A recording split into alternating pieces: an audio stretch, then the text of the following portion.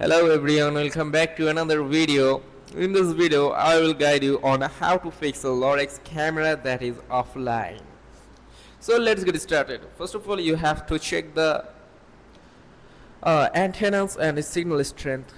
Make sure the camera's antennas is positioned upright to improve signal range. If you are using the Lorex Smart Home Security Center, unplug the camera from the power source, leave it unplugged for 30 seconds to 1 minute, then plug it back in and wait for it to reconnect.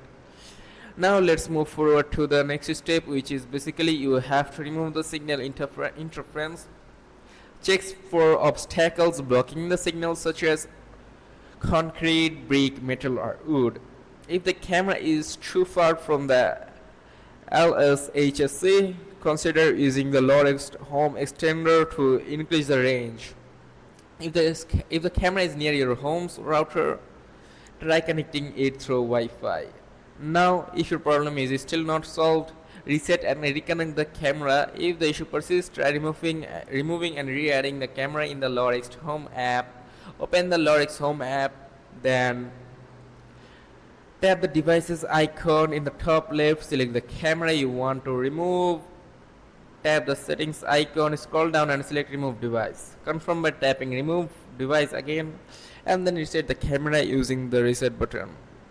Now you have to reconnect to Lorex Smart Home Security Center. Open the Lorex Home app again and log in.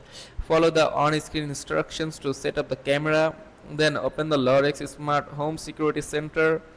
Tap the devices icon and select I already have devices to set up through the Lorex Home app.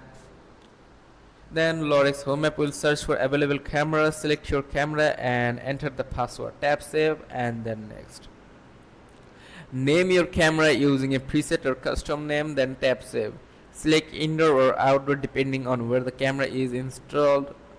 Tap next, then done.